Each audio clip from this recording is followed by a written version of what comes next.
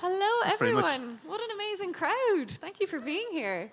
I am supposed to tell you at the start of this event that there is a hearing induction loop. So if any of you would like to use that, hopefully you know how to use it. I don't.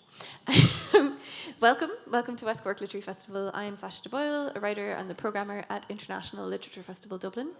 And I am really very excited to be here tonight to interview Donal Ryan, the main event. We get a big boo bus. Hashtag. How you doing? Happy to be in West Cork? Great, Sasha. Yeah. It's such a thrill to be here, actually. I think it's my first time being in Ventry, more than passing through, and it's a thrill. And so thank you so much for the beautiful welcome. It's great to be here. In the best part of Munster. Absolutely. Well, Yeah. a good part anyway. It's fine. So tonight's event, we're going to have a bit of a reading from Donal. I'll introduce him, though he needs no introduction. And then we'll have a chat. And then at the end of the event, we'll have time for some questions from the audience. So if you do have a question, prepare yourself mentally. We will have a roving microphone. So at that point, if you could put up your hand and we'll call on you and the mic will come to you. And the reason why that's important tonight is because the event is being recorded. So also don't ask any questions you wouldn't want to be on a video record. That may colour your choices. At the end of the event, there'll also be a book sale and a signing just next door, so you can get your book signed or buy even more copies of Donal's books, which I hope you will do. I'll do a bit of an intro for you if that's okay. It's always the most awkward part for you, I feel, just sitting there listening. All right. Thanks, Sasha. Donal Ryan is the award-winning author of 6 novels and 1 collection of short stories, whose work has been translated into over 20 languages. His first book, The Spinning Heart, won the Guardian First Book Award, the EU Prize for Literature, and Book of the Year at the Irish Book Awards. It was also shortlisted for the Dublin Literary Award and longlisted for the Man Booker Prize and the Desmond Elliott Prize. If I listed all of the awards that he's won for all of his books, we'd be here all day, so I'm just doing the first one.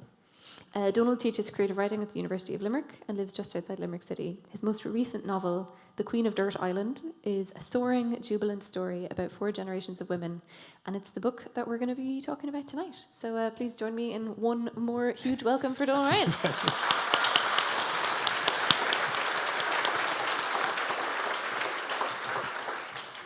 So, this book that I've now read twice, and it holds up to rereadings, I'll tell you. That's good to hear. Thanks, Sasha. Yeah, it's really good. I'd love to hear a little bit from you before we hear a taste of it about where the kernel of the idea for the book came from for you, because it kind of, to me, in some of the reading I did around the book and also in reading the book, it just feels like it kind of emerged fully formed. Yeah, it did, thank God, because it was formed in panic. I really was in a panic because I'd spent the previous 2 years of my writing time. And my writing time is kind of constricted. I tend to write a lot in summer and at weekends and in the evenings. And I spent 2 years of writing time writing a kind of sprawling novel about a man's life from birth to death. And I really thought, as I wrote, I was actually having the thoughts like this. I was thinking, Jesus, I'm a genius. I was writing, and I was composing my Nobel Prize speech, not the Booker Prize, the Nobel. I was thinking, what will I say now at the Nobel Prize ceremony when I get it for this novel? Because you know the way it's nominally for one novel. I was thinking, this is the best thing I've ever written. This could be the best novel ever written. Real hubris now, the real thing. And I blame Anne-Marie, actually, to be honest, because she wasn't keeping an eye on me. She wasn't feeling the best, and she said, I'll let you off, and I'll read it at the end, and I'll tell you what I think. And then when she did read it, I didn't see the cues properly. I didn't read the signs, because she said, yeah, it's very good, very good. So I sent it off to my publisher and editor, and they came back with a very long and politic and well thought out and circumspect email. And now these are my friends, like people I love. But they were kind of saying, it's actually shite, really. There's no way we can publish this.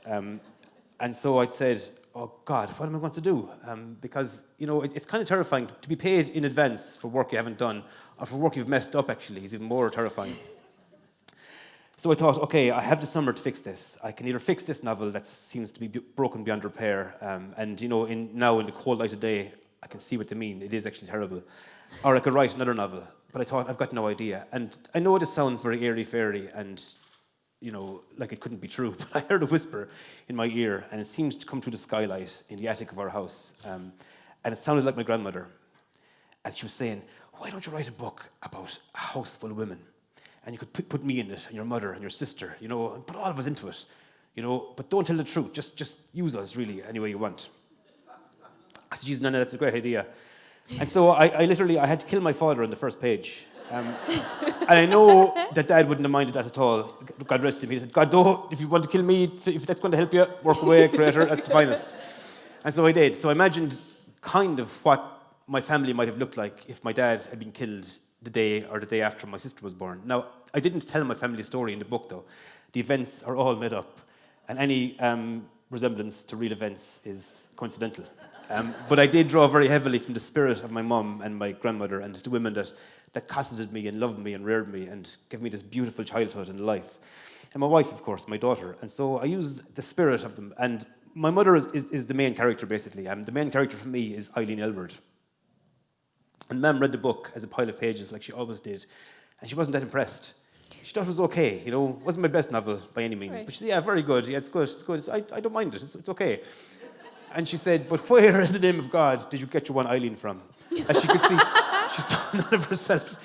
She could see none of herself in the character. And maybe that's a good thing. I'm not sure. That's brilliant. I absolutely love that. I really want to delve into this book, but you've piqued my interest with the book that failed. Yeah. Because what strikes me from your writing and from this book in particular is that it feels like the work of a consummate professional who really knows what they're doing and who really knows how to write a book. So you had no clue while writing the book that never was that it wasn't good. No. And what do you mean when you sure. say it wasn't good? What does that mean when you've written 6 books to write a bad book? Yeah, no. Actually, I remember my publisher saying it just doesn't quite function as a novel, and I was so horrified. I was struck dumb. I couldn't fight my corner or fight the book's corner. I was going, "Oh my God, they don't like my book." And she was being really. Now, Fiona is a dear friend of mine, and she was saying at the moment it doesn't function as a novel. And I thought a lot afterwards about what you meant, and I see now what you meant, and I know what I could do to fix it. But it's just that energy I don't think I have at the moment, because it's awful to say that writing is hard work, because it's not hard work. I mean, you're sitting at a desk and you're tapping a keyboard. There's no physical labour involved, really. I get a bit of a sore lower back now and again. That's about it. But there's a huge amount of energy sometimes that you have to concentrate into this point of expression that I just couldn't muster. And maybe I will in the future, I'm not sure. Yeah, okay. It's nice to know that it might be out there somewhere in the future. Oh, it's there. Actually, I thought about selling it as a non-fungible token. Apparently that's possible. And you can get millions. Apparently, kids in America will draw an elephant crayon and their parents sell it for $1 million or something. I don't know. All right. Yeah. Oh, yeah. Maybe this isn't true, I don't know, but this is what I heard. So. It's interesting as well that you said that it didn't function as a novel, because I feel like this novel functions in a very deft and elegant way. It has a beautiful circular structure to it, which felt very refined. And I wondered, did you begin with that in mind, or did that kind of emerge through the writing? I think so. I think because of the panic I was in, and the panic actually morphed very quickly into pleasure, because after about 2 or 3 days of writing it, I decided, first of all, that I was going to make Anne-Marie read what I wrote every single day. There was going to be no escape for her. I couldn't afford to go wrong. And so, because I had such limited time before going back to work. And so I decided, there was going to be circularity, there was going to be no digressions, there was going to be no philosophizing, there was just going to be a description of the lives of these women over about 2 decades. And that was going to be it, and it was going to be as close to the truth as possible, and they were going to be as real as possible. And I wanted every chapter to be a kind of snapshot of their lives, just a vignette, just in the manner of Mr. Bridge and Mrs. Bridge, those 2 novels by Evan S. Connell that were written, I think, 10 years apart in the 50s and 60s that I just loved. And each chapter was a little vignette. And they weren't necessarily linear. They were fairly linear, but they didn't, it wasn't traditionally formed as a novel. And I just love that idea of these little vignettes and the vignettes composing a full novel and a full portrait of these lives together. So that was it, really. I just headed off, and Marie kept me on track, and it was a really happy summer. I really was happy, because again, I kind of rail against people saying, "Oh, writing's so hard. I just don't know why I do it. It just causes me such awful pain." But I'm an artist, and I channel the art from the ether. It comes through me. I have no choice in the matter. The universe shows me. I don't know why, and I have to subject myself to this torture because of art. It's just bullshit. But I did. But sometimes it's hard, and sometimes it can cause a little bit of emotional pain. But this book was just a joy to write from start to finish. Every single day went well, and the story just formed itself. And it did feel as though I was being helped out somehow. That's really nice. Yeah. And are you working on something now? And is it as easy, or do you think that this is like a one-off? You just get one one easy one? I think you might just, I've heard Mary Costello and my friend Kevin Power say this a few times, that every writer gets one 12-week novel. And I'm hoping it's not true, because I'd love to get another one. but I actually finished the sequel to this. And actually, terrifyingly, I haven't heard back from my editor or publisher about it yet. And they've had it for a few weeks. So I better not say too much about it, except that it is a direct sequel to this book. And did you think that it was brilliant while you were writing it? Not quite. No, I was back. Okay. I was back to my old timorous self, going, "Oh no, oh God, this is terrible." I wasn't. I know. I didn't. I kept the hubris at bay. I was thinking, I knew what I was doing. I wasn't deluding myself. I think. You write short fiction as well, and so I wondered, did this kind of sit in between? Because I've heard you speak about your approach to writing short fiction in the past, and I can't remember. Is it? I was hoping you could remember what I said, because I could have lied about it. What did I say? I feel like you said you hated it. Oh yeah. But then this is in fragments, and so I wondered, does this come close to it? Yeah. But then this was nice to write, so I'd love to hear a bit more about that. I think actually hate might be a strong word, but when I was writing a collection of short stories, and I don't think actually it's a good idea to set out to write a collection of short stories, because they're too intense. I think it's nice to write short stories over a few years and then to collect them together and put them into a collection. But if you set out with the intention of writing 20-odd short stories, it's just too hard. And this is an awful story that I end up always telling, but Anne-Marie came home from work one day, and I was, for the few months of my life, I was a full-time writer.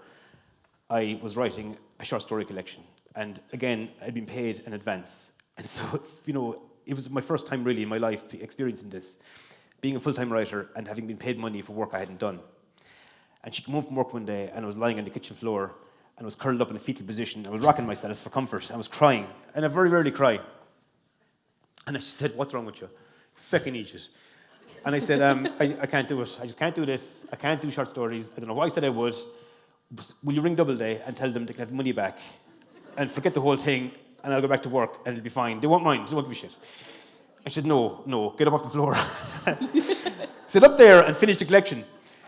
And really strangely, that was great. It was great encouragement. And I wrote a story called Tommy and Moon that evening, actually, while Emery cooked the dinner.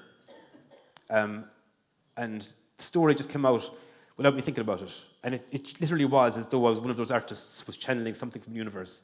And this voice of the character of Tommy just came true. And I was basing the character on an uncle of Anne-Marie's, actually, Dan Murphy, who had died not too long before that. And Dan was this lovely, really spiritual man, but, and a very quiet man who lived in the country and, had a very simple outlook on life and a lovely philosophy and never harmed anyone in his whole life. He was very saintly in a way, but never would have accepted that in Conium. He just was this person who existed in the moment and had a really lovely type of spirituality.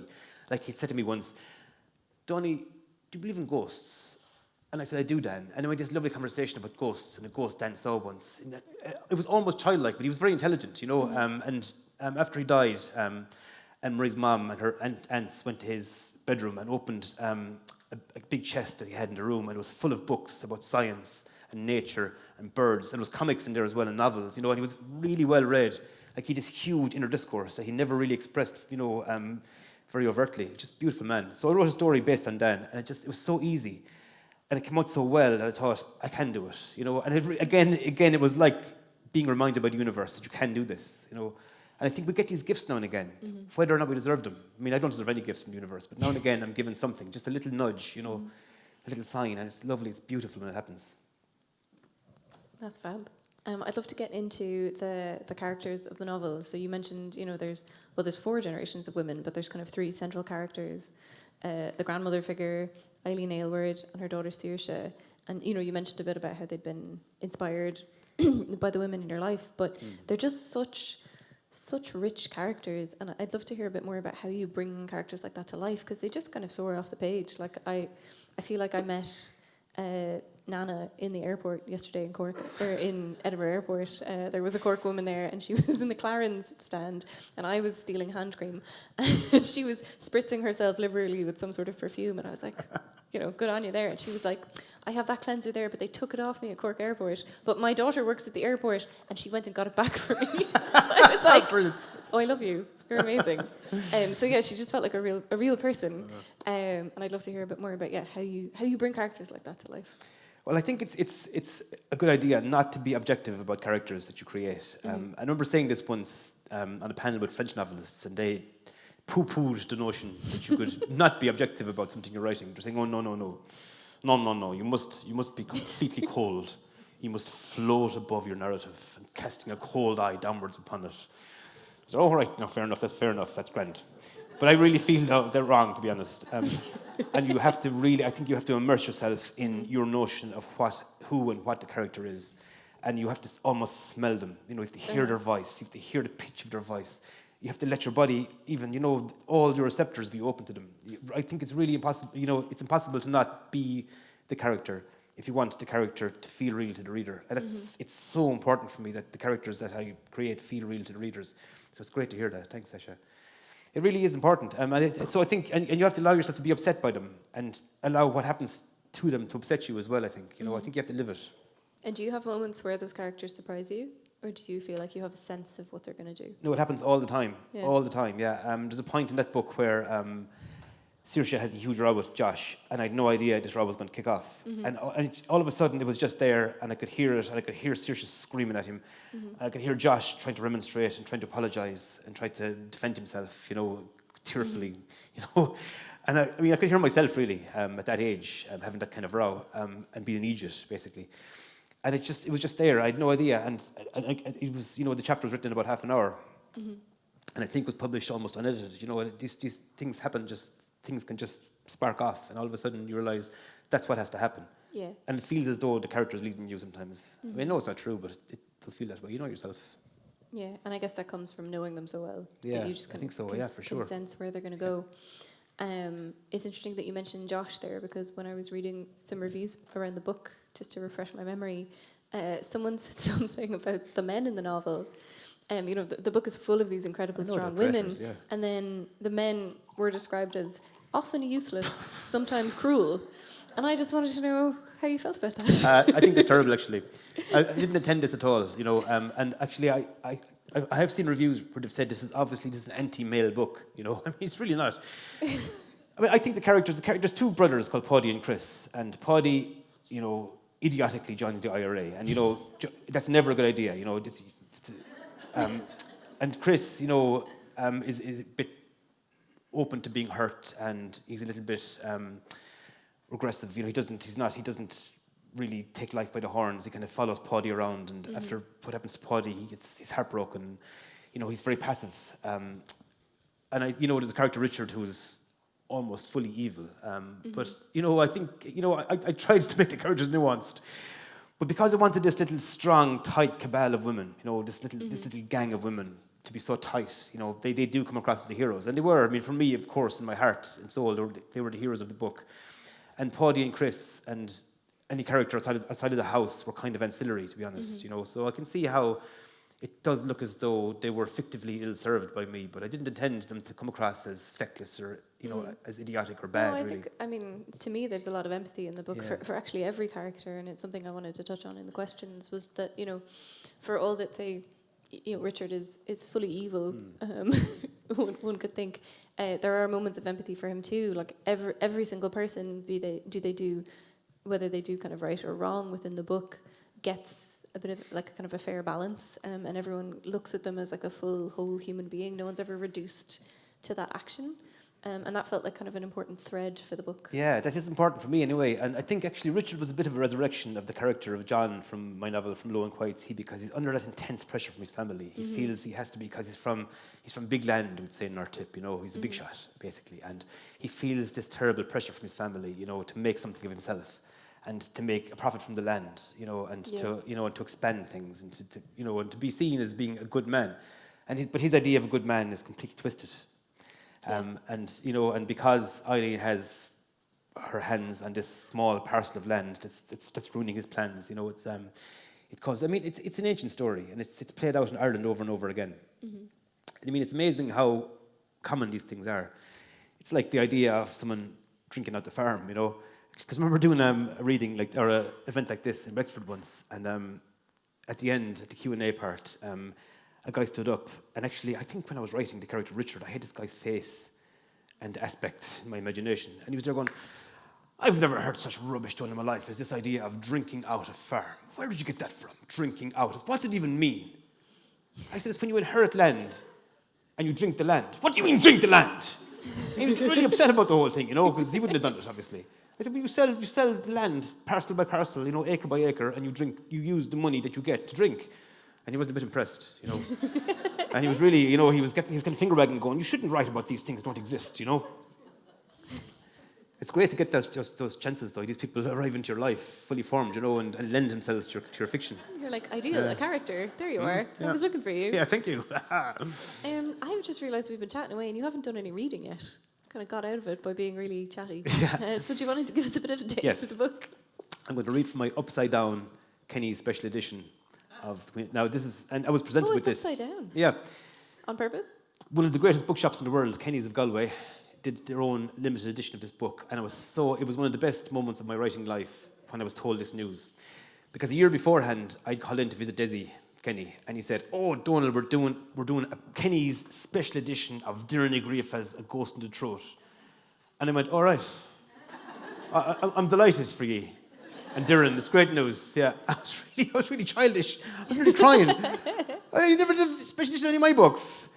And anyway, so a few months later, I think Daisy read the signs in my face, I think. I remember I say he made a mental note, which is what we were doing for him, so very But anyway, the copy they presented to me is upside down. And I'm not sure if this is on purpose, because this could be worth money sometime after the Nobel Prize. I'm only joking with the Nobel Prize, seriously. I know it'll never happen.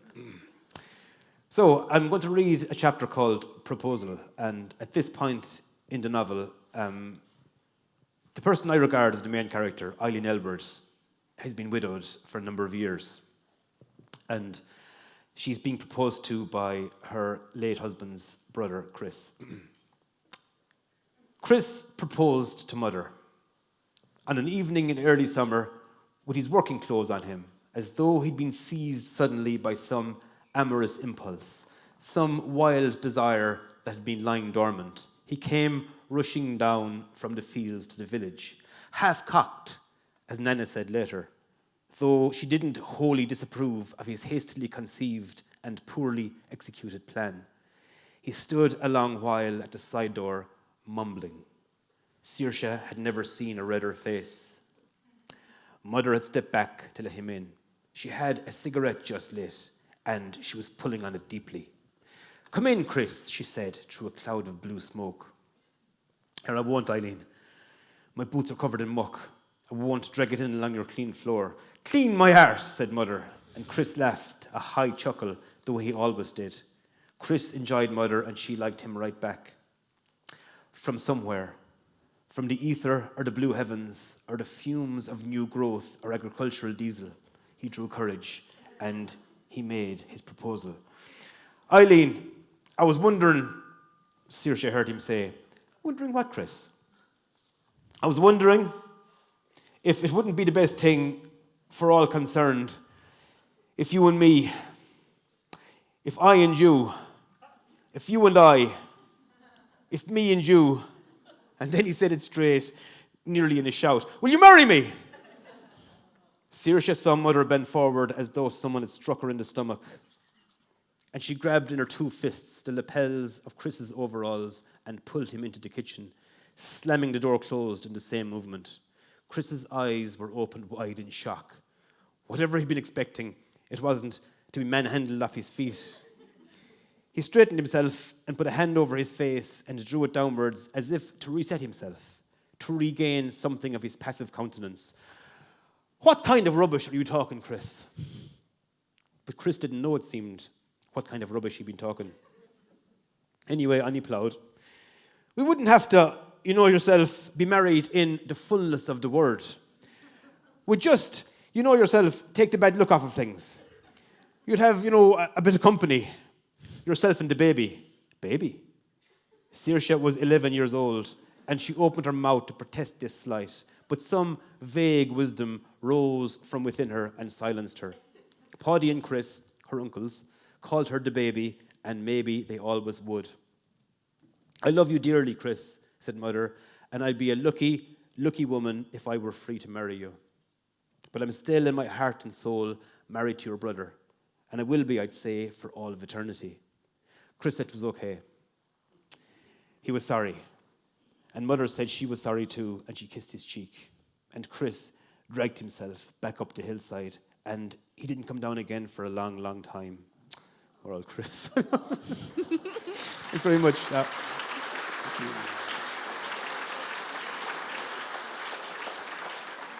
I must just remember at the end to read the epigraph, the full poem, History by Mary O'Malley. It's very short, but it's by my dear friend and one of my favourite poets, Mary O'Malley, who actually might have a chance of winning the Nobel Prize someday. Mary O'Malley from Galway. I think that reading just perfectly summed up the humour of the book. It's really, really funny. Even in its darker moments, there's always kind of a lighter tone, and a lot of that humour comes in the dialogue, and especially the dialogue between Eileen and Nenagh. And I'd love to know a bit more about how you approach writing dialogue like that. Like, does it come naturally to you? Do you craft it? Do you collect bits that you find that are funny? Like, how does it work? This was a real cheat. There was no achievement at all in my writing the dialogue between Nenagh and Eileen in the book, because this was my mother and grandmother for my whole childhood. Mum would say, I'll fucking strangle you, you old bitch! But she'd say it, but she'd mean it with love, and my grandmother would roar with laughter. But anyone hearing Mum just say that, and looking at her face from outside maybe, at an angle where they can't see Nenagh, would have thought, Jesus Christ, that old lady's going to get murdered inside that house. That woman's going to kill her, But this would just be completely par for the course. This is how they communicated. There was no other way really for them to communicate.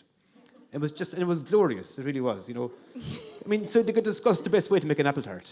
How much sugar to use, and they disagree on it. And it was just, it would be pandemonium, and they'd scream at each other, But they'd be laughing underneath it. It was never any malice or any actual anger. Yeah. It was all fake. It was all fakery. It was all a big joke. It was just hilarious. It was, And so I soaked this up. But there used to be impromptu meetings of kind of unofficial ICA meetings in our kitchen. And I grew up for the first 9 years of my life in a very small house, in a small housing estate that was on church land in the village of Newtown in Yohalara near Nenagh.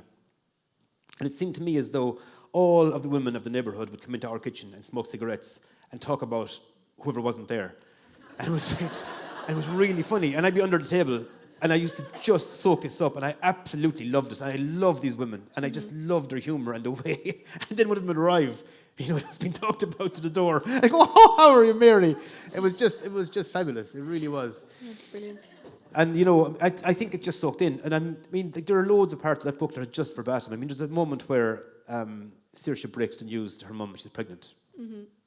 And it's 500 words of invective, of expletives. And it's pretty much verbatim a conversation I heard myself, I had first-hand experience of.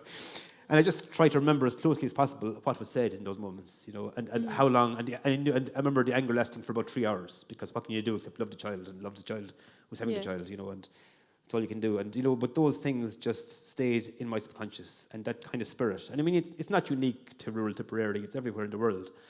There are women like this, who live in these small communes of women, who have to deal with the men in their lives in a certain way. And sometimes men are absent, and if they aren't absent, they're part of the equation. But I just love these little cabals, these little communities that form themselves. Yeah, and it's really interesting to see how the other women outside of that interact with those three women, because they are so close and because they have this bond.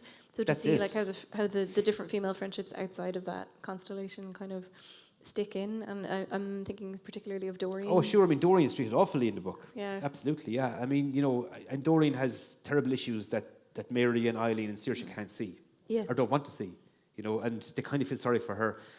She doesn't quite fit in, She starts to clean Nenagh's farmhouse, and Nenagh takes terrible offence, and and then of course Nenagh pretends to be deaf, so that Doreen forgets herself, will speak around her and thinks she can't hear, and she hears all sorts of things that she doesn't want to hear, and it's just, and it's awful to say that I enjoyed writing Doreen because she's so tragic, and terrible tragedy befalls her, but it was, there was an element of kind of dark enjoyment in that whole, in the creation of that whole dynamic.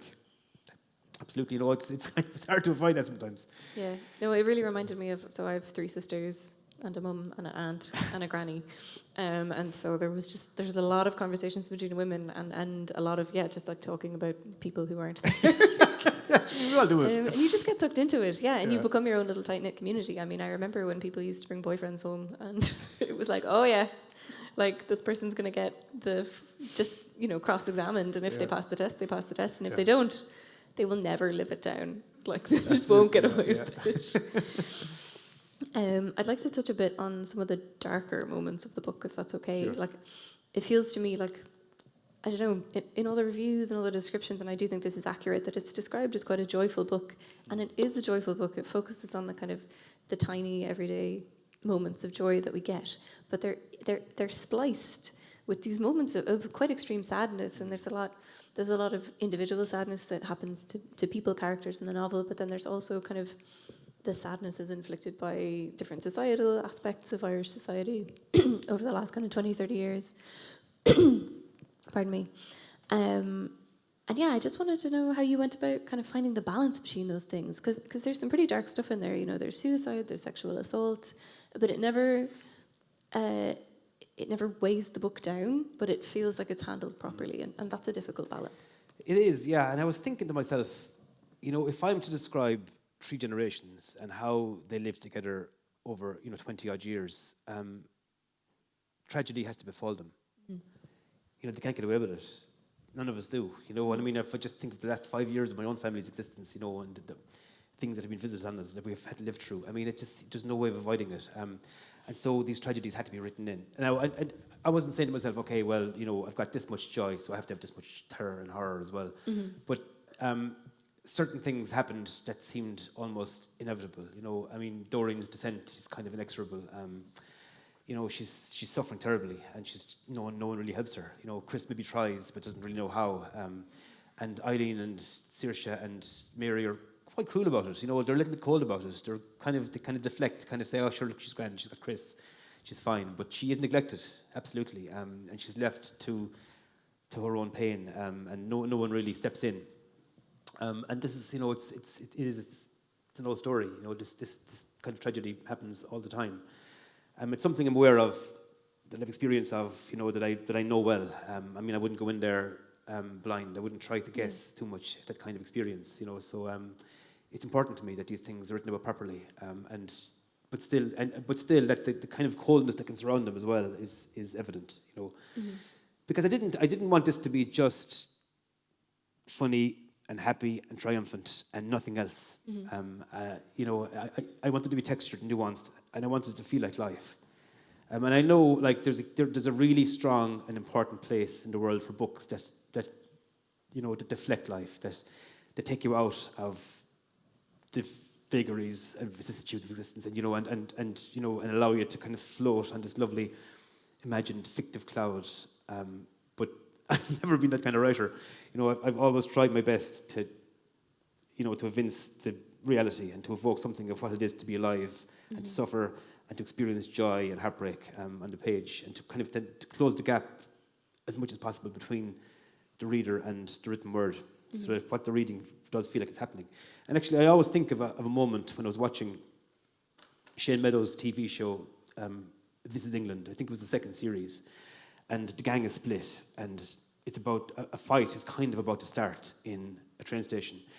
And the acting was so good, and the writing was so good, and everything about it was just so perfect. That for about 3 seconds, I forgot I was watching TV.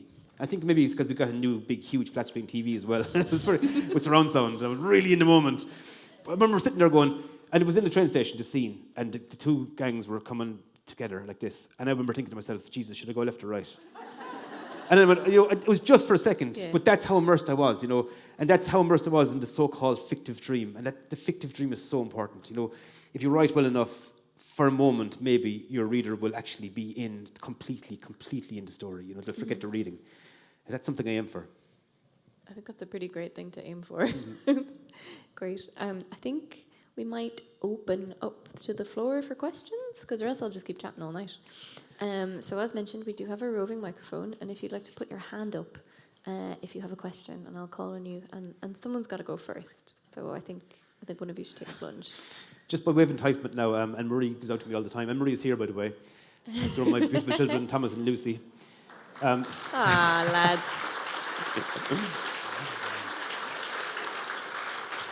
And Marie always says to me, don't be so honest at the Q&A. Sure you won't, try to... dress things up a little bit, like, just obfuscate at least. Well, I can't, unfortunately. I told a terrible lie about 30 years ago, and I swore I'd never lie again. So I can't lie. I can't even exaggerate. Sure I can't. Well, that's a pretty. So any solid question you promise. ask, you'll get a completely unvarnished answer. Yeah. So any questions? Go on. Oh, got one just here. If you just wait for the microphone. Yeah. Let me get a look at you. Hi, Donal. How are Hello, you? Mary McCarthy. How are you doing? One of my favourite poets, Mary McCarthy from Skibbereen, everybody.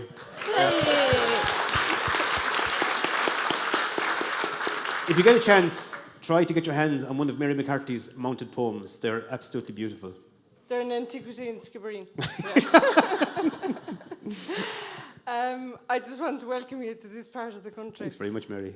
What do you know now that you didn't know when you started off about reading as a writer? Oh God, that'd be so hard. That actually reading can be hard because I always took such joy in reading. I always loved it. I read before I could go to school. Like my mum, I remember being in bed like before I went to school, and I'd be calling out words, spelling them out, up the hall to my mum, and she'd tell me back what the word was and what it meant. And I never ever experienced a lack of joy in reading. But then, when you become a writer, I've got books there. You're asked to read an awful lot. And when reading starts to become work and you kind of feel obliged to read things, some of the joy gets leached out of it, and sometimes it can be a real trudge. But mostly it's still joyful, to be honest. But I never thought that could happen to me, And I never thought I could enter these lacunas where I just couldn't read at all. Like at the moment now I'm having real trouble reading. Now I know my mum passed away recently, and I know it probably is an expression of grief because like all Irish men, I'm really repressed when it comes to grief. And I know this is a way of the grief expressing itself, the fact that I can't concentrate past the first page of a book. And it's kind of getting a bit tiresome, to be honest, I know it'll come back, and I have to be patient, but I never thought that could happen. But it is tough. And also, Mary, actually, and you know yourself, because we do, I teach a module in UL called reading, it's kind of reading for writers, basically, reading as a writer. And so I shouldn't admit that I can't read at the moment. I'll be back in action before the new term starts. But when you start to read critically, and when you start to realise the craft behind it, when you start to realise the trickery behind it, basically, and the artifice, that can be a strange thing too, that can be something that actually stops you entering that lovely fictive dream I mentioned earlier, that lovely place where you've decided to accept that this is reality. This movie or this book or this play is the real world for the moment that I'm experiencing it. It can be harder to enter that because you're looking critically. And I'm more objective now about reading than I used to be. I used to completely enter it. I used to let the writer away with everything. The writer, like Stephen King's The Stand. There are huge parts. There's swathes that could be cut off, even though it's perfect. It's one of my favorite books of all time. But it's probably about 300 pages too long. But you don't care. I didn't care about that when I read it at 15. But now, thinking back, I was thinking, yeah, if I was to edit this book now, if I was to be really, incisive and objective about this, I'd take out that part and that part and that part, and I'd leave all this.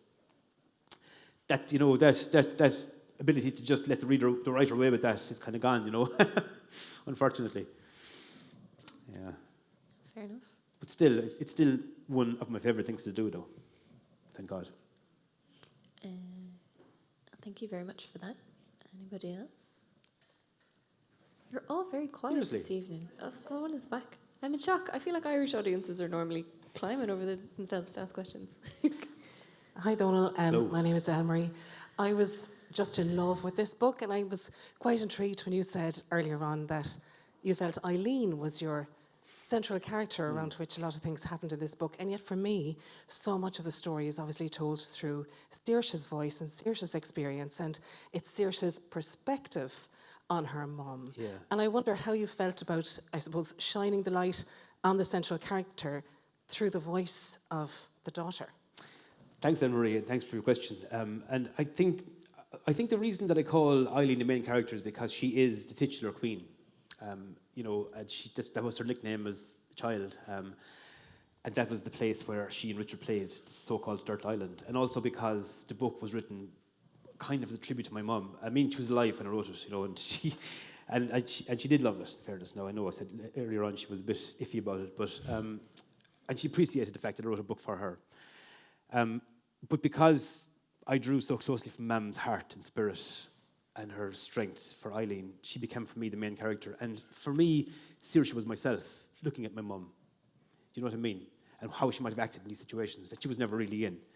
And so for me, Saoirse was kind of a narrator and not a character. Even though she became a character and she got her own agency, as characters always will. Especially if you're in that close, it's because I had to write Saoirse in a very close third person, almost first person, because for me, I was looking at everything through Saoirse's eyes. But it is a strange thing to do, all right. But it's done, it's something you try to do, and you try to make it so that the reader won't notice too much. Do you know what I mean? Try to flesh out these characters through the eyes of a character who is, in a way, a vehicle for the book itself. I wasn't trying to be fancy at all. There's just what's called a kind of meta element to the book that I didn't really intend as a meta element. It just seemed like a nice thing to do, to have Saoirse become the writer of the book almost. I wasn't trying to be clever at all. It just occurred to me. I thought, oh yeah, that's nice, basically. And the word nice, I know it's kind of a nothing word, but actually, when something strikes me as being nice as an element of a book, that's when I go with it. I suppose because I loved Eileen so deeply, because I loved her like my own mother, really. For me, she was kind of she was centre stage all the time. Yeah. I think maybe actually, and the sequel mainly is about Pearl, so Saoirse almost gets pushed aside completely in the sequel, so I feel a bit guilty about it, to be honest. But I think it's good to feel guilt about characters. When I cause a character pain, I feel the pain. I feel guilt. I feel I almost apologise to them because they do become very real. Yeah, that's a good thing, though. I think it's good for that to happen. There's a question up the front here. Thank you very much, by the way. What writers or writer might have influenced you the most, and how? I wonder, I like that question the most now. It's a good question. Who has had the most influence? And I think it must be Stephen King. Has to be, because when I was a teenager, I read everything that I could get my hands on that Stephen King wrote. And I think, and then I read On Writing, and I realised I could do this. This could be something I do. And I could start to actually identify as a writer, basically. And it could be a cool thing to do almost, because he seemed to have this kind of, the younger Stephen King had this kind of pugilistic, kind of wild aura about him. Now he's a bit preachy and a bit, different, but I suppose that happens to all of us. But that's, oh God, it's recorded, we'll cut that out, just in case. You never know, all right, you'll never see it. But I think, yeah, because I love him so much. But also, I think, at a very young age, I read, and someone actually accused me of virtue signalling by saying this, I don't know why. But there were two books at home, and one was Doris Lessing's The Grass is Singing, and the other one was Sylvia Plath's The Bell Jar. And this is because my parents bought books in job lots. They bought boxes of books home from jumble sales and from house auctions, really cheap. They could spend a £5 on 50 books. It was just fantastic, because, it was the 80s, and Dad drove a van, and Mum worked now and again in the bookies. They had no money to spare, but the house was always full of books. So they could bring back a box of Beano annuals or a box of mid-century American novelists, so we could have Norma Mailer and the Dandy at the same time. And it was just fantastic. It really was. And these books formed my ideas of what books were. I was actually convinced as a child that J.D. Salinger was my dad's friend. And I really was convinced, and he lived in a house near Portroe. And I even remember the house. It was a long bungalow overlooking the lake up past Portroe near Nenagh. And I thought that's where Salinger lived. And that he and Dad were friends somehow, and that there was one copy of this book, To Catch Her in the Rye, and that he'd given it to my dad for a loan. And Dad gave it to me to read. And I don't know why I thought this, but I think it's because of the way Dad spoke so familiarly about the book. And he goes to me, oh, wait till you get to the bit now, wait till you get to the bit where JD explains why the book is called To Catch Her in the Rye. And he spoke so familiarly about J.D. Salinger and about the book. I thought, oh yeah, that's Dad's buddy, J.D. Salinger, and this is either the only copy or one of the few copies that exists of this book, I was in first year in secondary school before I realised this wasn't true. And a fellow called Michael Gray went, oh man, there's this book called The Catcher in the Rye. I went, what? Does your father know J.D. Salinger as well? He's from Portroe. I went, you fucking idiot. he's like one of the most famous writers in the world. Oh my God, I'll never forget it. But yeah, so all those books that were in those job lot boxes, became the books that formed me as a writer. And I mean, and the thing about it is, I remember reading the Doris Lessing book. I don't know, I'd say maybe in my 20s, maybe before I picked it up, because certain books were kind of kept a bit off limits. One book actually was Robert Graves' I, Claudius, because the book landed in the house. But my parents had one of those dodgy BBC aerials from the 80s that everybody had, and they saw one episode of the BBC miniseries of I, Claudius, and it was filthy, apparently. So, Mum said, that book's banned. There's no one to read that book. And so I really thought I wasn't allowed to read it for years and years, but I eventually read it. But yeah, so I think Sylvia Plath and Doris Lessing, those two books I read close together, and they had similar kind of this kind of tone of constriction almost, and it's a kind of suffocating thing. Like there's a thing about the Sylvia Plath book where you kind of know where it's heading. You know that you can't escape. And I kind of had an idea that this was a kind of memoir as well. I think somebody told me this is kind of her own story. She was almost describing her own death just before it happens. And then in the Doris Lessing book, there's just no way out for the couple involved. You're told the ending on the first page, and you hope against hope through the whole thing it's going to turn out differently, but it doesn't. And I think just the tone of those books and the tightness of them and the way language was used with such power really affected me. And again, they were books that kind of made me think I could do something like this sometime, or if these are the paragons, I could somehow try to work towards some semblance of this at some stage. Now, I'd never taught in those terms as a teenager, but it was kind of what was kind of forming amorphously in my consciousness. Yeah. And did you read On Writing as a teenager, or did No, you I'm not come sure, back actually. to that later? Well, it must have been my late teens, I think, before that was published. But I remember, there are lines in that I still remember, and I'll remember forever, actually. And it did seem at times to be too proscriptive.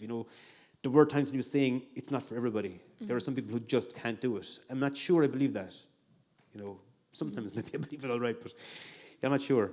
Because the thing is, language, we own language, we all own it. A narrative and the act of storytelling is something that's just inherent in us as a species. We can't avoid it, and I think anyone with practice and with direction and with encouragement can marshal it into fiction and into a readable form. Yeah. Brilliant, thank you. And we probably have time for a few more from the audience, for Keane. Yes. Oh, we've got a Sorry, I'm microphone back if to you, I'm that's sorry. okay. If you'll just wait a moment. It's on the way. Right up the front row. Yes. Just wait one moment for the recording, if that's okay. Oh, thank you very much. I can talk without it. I absolutely love your writing. Thank you. But The Spinning Heart will always remain my favourite. And from what you're saying now, the tragedy of the Doris Lessing book, suffused that book. I found it a very sad, very moving book. I think it's probably your very, very best book. Thanks very much. Would you agree with that? Thanks a million. Is it your favourite book or not? No, actually, my favourite book is The Thing About December, and because... Oh, yeah, I love that. Yeah, and but because I wrote it for Anne-Marie, it was a gift to her, and when I wrote it, I didn't think in a million years it would ever get published. But I just wanted to finish a novel, because I'd been saying to myself for so long that I was a writer, and it was this thing that I was hiding, and it was something that Anne-Marie recognised, and she said, and she made me do it. Now, there were a few reasons why she made me do it, but one was because she loved me so much. The other one was because she was pregnant with Thomas, and I was really pissing her off because she was hooked. She was hooked on a TV show called America's Next Top Model, and it was mainly a pregnancy addiction. It was like ice cream and pickles, but this was, and it was just on a channel called, it was Channel 9. It was just on morning, noon, and night, and she was just lying on the couch watching America's Next Top Model, and I kept talking. I wouldn't shut up. I was coming from work and I was telling her about my day. She's going, please just shut up. Please just go upstairs and write an effing novel, because you're saying to me since I met you that you're a writer, and I've never seen any evidence of it. And so I genuinely wrote that novel just to show her I actually was a novelist and to impress her. But actually, and the book became really important, and it became really important to my whole family. I remember when we got the news that they were going to publish The Spinning Heart before The Thing About December, my mum started crying. And she said, I remember her well, she said, sure, poor old Johnsy, the old creator. And then she said, this is the way that Johnsy was treated for his whole life. He was always pushed aside and forgotten about, and now it's happening again. And she was speaking about him as though he really existed. And it was a great experience thinking, he really exists for Mam. She really actually thinks he's a real person. You know, no, she doesn't really, but you know, that's the way he felt to her. It was great. That's Yeah. so lovely. It feels like everyone maybe needs an Anne-Marie in their life. Like it feels like a lot of the productivity. Oh no, she your needs work. to be finished, like seriously, yeah. Oh God. I'm getting terrible dirty looks here. We've got one question over here. Hi, Donal. I wanted to ask you, as a fellow Tip person, is there somewhere in North Tip that led you to write about Dirt Island, or is it a figment of your imagination? And if I could ask as well, I note the council gets mentioned in most of your books. It might be just in passing, but it comes on my radar. If I could ask you about that. Sure. Thank you. And no, I have to say, everyone I know who works for North Tipperary County Council they really are absolutely wonderful people. And I know I use a kind of a caricature when it comes to planning, especially, you know, and I use a few tropes of the troubles we had with planning irregularities throughout the 90s and noughties in Ireland. And I used them a bit glibly maybe at times, you know, and I do use them as devices in narrative. And I guess, yeah, I suppose the strip of land that they fight over, not really. I mean, it's got a few echoes, I think, in reality, all right. Can't say too much about it, to be honest. But, you know, I mean, it's an age-old story, you know, somebody being left a bit of land and the person who's left the rest of the land thinking, well, I want it all, actually, you know, I want that as well. And the rows people have over houses and land and acres here and there. And I mean, you know, and then people die with these things unresolved, and it's so tragic. And it happens all the time. It's just horrendous. There's no blade of grass, there's no 1,000-acre farm, nothing is worth falling out of people you love. But sure, it happens, and it's kind of unavoidable, I suppose. Probably got time for one more question. We've got two. We've got one at the back and then one in the front row after that, if that's okay. And that'll be the last one. How are you, Donal? How are you doing? Enjoy your books. Thanks very much. I teach as well, and I can tell you teenagers love the Spinning Heart to write. They just adore it. Fair play to you. Where are you? In Clon, so the kids love it down there. Oh, yeah. Just your experience as a writer. I think I read an article about you, how you said you had to go back to work, you had to give up the writing full time. Maybe just to expand a bit on that. And then just maybe a good phrase I heard before from another writer was that they said two types of writers, someone who's the architect and someone who has to write it out to think it out, or think it out to write it out. Do you fall into that, any particular category? I mean, obviously this is my first time meeting you, and you sound like a lot of your characters in your book. Mm-hmm. So maybe you're just reflecting yourself. But is there a particular style you adhere to, and as well just about your own experience as a full-time writer and difficulties with that? I've never really been. There was a few months where I was a full-time writer. At that time that Anne-Marie came home and found me on the kitchen floor, curled up in a ball. It was part of the 3 months where I was just writing, and I've only had 3 months of my whole life where my only job was to write, and it was kind of horrific, to be honest. But I don't sell enough books to be a full-time writer, and I don't think I ever will, to be honest, unless I have some great breakthrough in America or something. But you know, I mean, I think, and I could. I mean, I know I could if I didn't have an expensive wife and children who need expensive clothes all the time. I could do it, you know. I'm only joking. But no, I think I'll always have to have a job. So at the moment, I teach at UL and the Masters in Creative Writing, and it's just a godsend, to be honest. But you'd have to be selling a good few books really every week, and you'd be guaranteed of it. I can't be in a situation where I don't know what I'm going to earn. You know, I need to have an income, and I've been working since I was 14 years old. So to not have a full-time job that I go to every day was just a really strange experience, and one I couldn't really warm to be honest. So I'm glad I'm not a full-time writer. And the other thing was what about? I don't know, to be honest. Like my friend Kit de Val, who's adjunct professor at UL, plans her novels assiduously. Like she does forensic planning. You know, every single element, almost every paragraph is planned in advance. And then she says the writing of the draft is really easy because the planning is the hard thing, and the architecture is the hard part. You know, the actual creation of the plan and the outline, the framework. You know, and the actual writing then, the creative part where you use language creatively just comes really easily. But I tend to have a very vague plan. You know, not quite amorphous, you know, but a very vague shape. But I do like to have a point towards which I write. I like to have an ending in mind. And I very often write the last scene at the very start. In the first weeks of a draft being written, I'll write the closing scene. Now, it might change, but once I have that point towards which I'm working, I know there's a line there. You know, I'm working in linear fashion. I'm not going off. I'm not going to digress too much. So it gives me a real feeling of safety about it. And yes, and I've tried to speak in a more cultured way. And I just, when I do it, I just hate myself. You know, I can't be untrue to who I am. So the tip comes true. Thank God it does. Because I'm so grateful. If it wasn't from where I'm from, I wouldn't be a writer. You know, the language and lexicon and landscape of North Tipperary are my raw material, and they always will be. I mean, even though I've written a novel set exclusively in North America, it's still about people from where I'm from. You know, and until I struck on a very simple expedient of writing in the so-called dramatic voice of the people I know and love, I couldn't be a writer. Nothing I ever wrote felt right. You know, until I started to write in my own voice, that's when it started to feel right, and I knew I could do it. And I knew I could do absolutely anything I wanted to do as a writer then. It's great. It was so freeing. That's wonderful. We've got one question in the front row, and I think that'll probably be our last one before our book signing, before you read your epigraph. Hello, Donal. Hi, how are you doing? Thanks very much for every one of your books. Oh, thank you.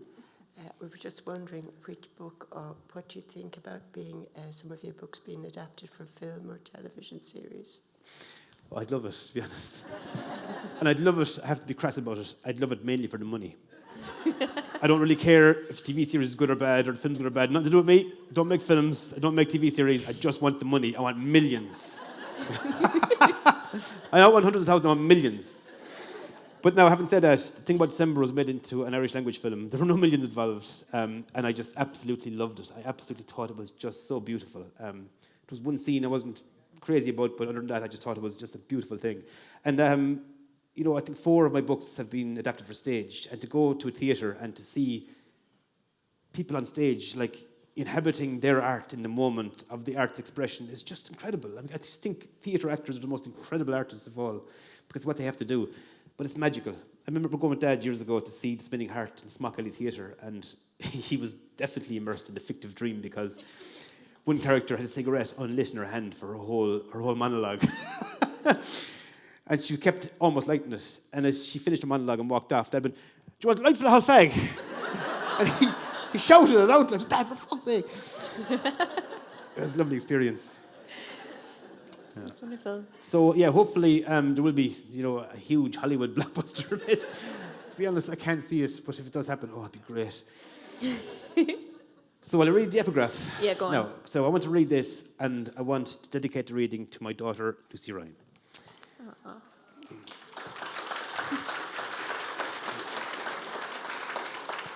My beautiful Persephone. Okay, so it's called History by Mary O'Malley from her collection Gaudent and Gelly.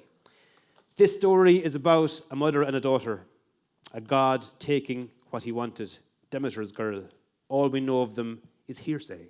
Some figures on vases, the woman with her sheaf of corn. Her rage stopped the harvest. Bare shelves brought the gods to the table.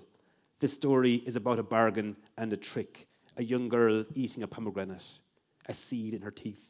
The girl has no say in our best-known versions. We see her climbing from the dark, eyes hurting, the light x-raying her bones, year in, year out. Demeter might have said, "Stay if it's easier, let the crops rot." But the myth needed growth. This is no time for shady business, the bargains and chains. We too live in important places. Let the books remember the local battles. Rewrite the plot. Let the harvest wither. This is your life. She is your great event. Keep her in the sun. Thank you. Thank you.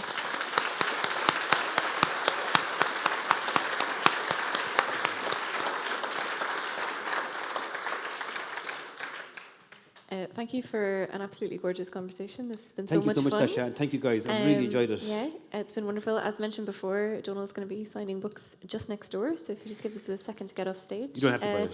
You'll find him in there and come say hello, ask some more questions. Yeah, thank you so much for coming, lads. Thank you very much, guys. Thanks, Sasha.